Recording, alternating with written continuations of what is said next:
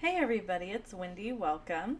Today we are going to be using this Spooky Fun bundle, the stamp set and the framelits, and also the seasonal decorative masks. These are $6. You get all four of these little guys. They're not super huge. I think they're about 6 by 6 in size, and they're really terrific designs. I love them. So there's this design which immediately makes me think of cornfields. This one, which makes me think of candy canes. Little ghosts is what comes to mind with that, or water. And then, of course, the little dots. So these are fantastic masks, super versatile, and I can see lots of fun stuff being done with them. Today I'm going to use the one that reminds me of a cornfield or rows of corn. And I'm actually going to use it upside down and from what in my head it would be if it was in a cornfield. And I'm going to use crushed curry ink and Cajun craze, and I'm using sponge daubers because they're really easy to use and they give me a lot more control over the area that I am inking. So I'm not going to ink this entire card. I just want a little bit of something in the background of this card. So I'm not going super crazy here. I'm going to keep it a little bit darker towards the center, and then I'm going to let it get lighter towards the outside. So you can see I'm not re-inking my sponge a whole bunch. I'm letting that ink come off the sponge so that it's lighter towards the outside. Then I'm going to come in with some Cajun craze, and I'm trying to hold my mask perfectly still because if that mask moves, it will mess up where I'm inking. So a great tip for that is to tape it down. I simply didn't think ahead for my video to make sure I had some of my painter's tape on hand.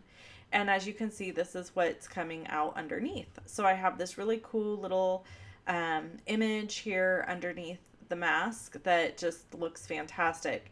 To clean that mask off, you can just use a baby wipe, or you can run it under water in your sink and it'll just rinse all the ink off and then dry it and you're ready to go for the next time. I have a 2-inch circle that I have punched here out of the 2-inch circle punch from Stampin' Up, and I'm using my my crushed curry ink to create my moon. I did not create a super let's see, how do you say it, smooth moon. I wanted it to kind of be like marbly looking, so I didn't ink everywhere the same amount, and you can see there some of the white peeking through. I cut out this black tree from the Spooky Fun framelit set. It's part of the die that goes with, or the die set that goes with the stamp set. I'm using my fine tip glue pen here to put glue all over the top of this tree because I'm going to glue it to my moon. So a quick tip for you on this tree. The way I get all of my die cuts to pop out so nicely from their die, especially ones like this that are really intricate, is I use the precision plate from Stampin' Up. I know I often don't show you guys my big shot cutting here in my videos. I often pre-cut my stuff. Part of that is just simply because it's a time saver for a video. I don't like my videos to go too long because I can see my watch times with YouTube.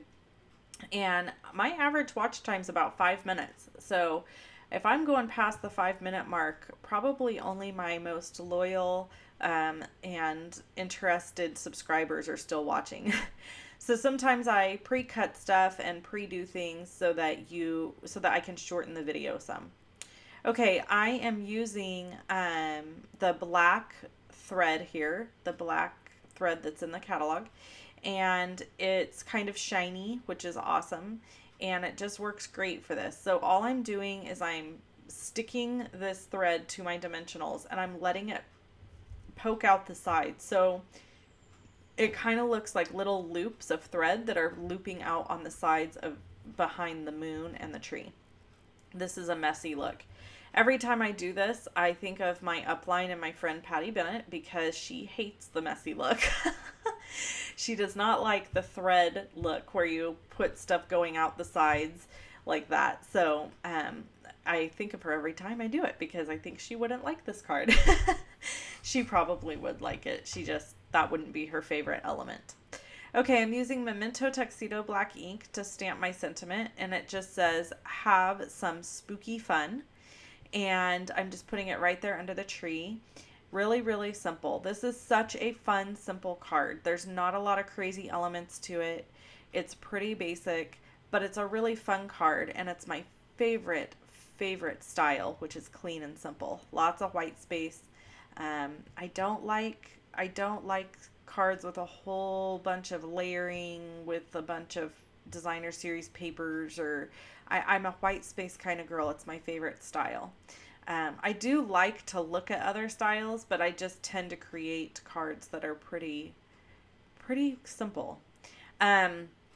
Okay, so if you notice, my tree is off to the side and it's kind of in the center. So I'm using the rule of thirds here, and then I'm building on that rule of thirds by adding elements going outside of my main focal point. So I'm adding the little witch like she's flying through the sky, and I have my little enamel dots that I've added, and they're kind of spreading out in a diagonal across this card.